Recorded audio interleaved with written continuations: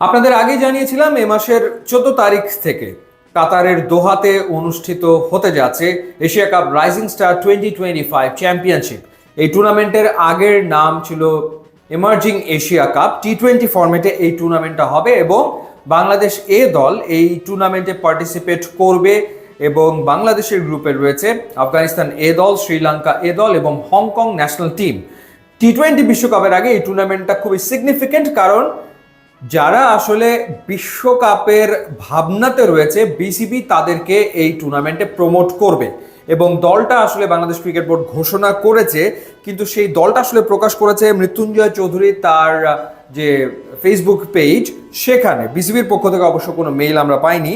এবং দেখা যাচ্ছে যে দলে রয়েছেন জিসান আলম, হাবিবুর রহমান, জাওয়াদ আবরার, আরিফুল ইসলাম, আকবর আলী হচ্ছেন এই দলের অধিনায়ক, ইয়াসির আলী চৌধুরীকে বিবেচনা করা হয়েছে, এরপর মাহিদুল ইসলাম অঙ্কন, রাকিবুল হাসান, এস এম মেহরব হোসেন, আবু হায়দার রনিকে রাখা হয়েছে, তোফায়েল আহমেদ, এরপর মোহাম্মদ স্বাধীন ইসলাম, রিপন মণ্ডল, এরপর আব্দুল গফফার সাকলাইন এবং মৃত্যুঞ্জয় চৌধুরী।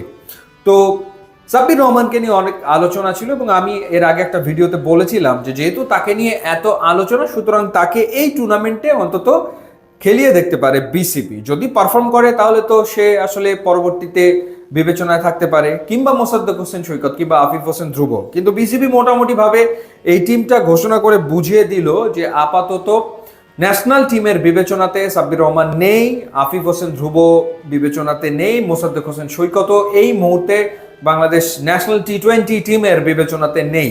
বিবেচনায় রয়েছেন ইয়াসির আলী চৌধুরী কিংবা আকবর আলী, মাহিদুল ইসলাম কিংবা মৃত্যুঞ্জয়, আবু হায়দার রনি, তারা আসলে বিবেচনাতে রয়েছে।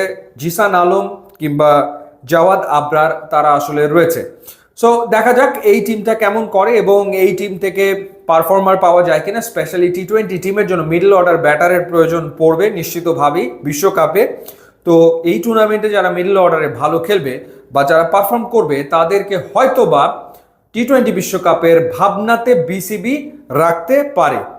মেসেজ খুবই clear, no Mosaddek, no Sabbir, no Afif Hossain Dhruvo, এই মুহূর্তে তারা বিবেচনাতে নেই। ইউটিউবে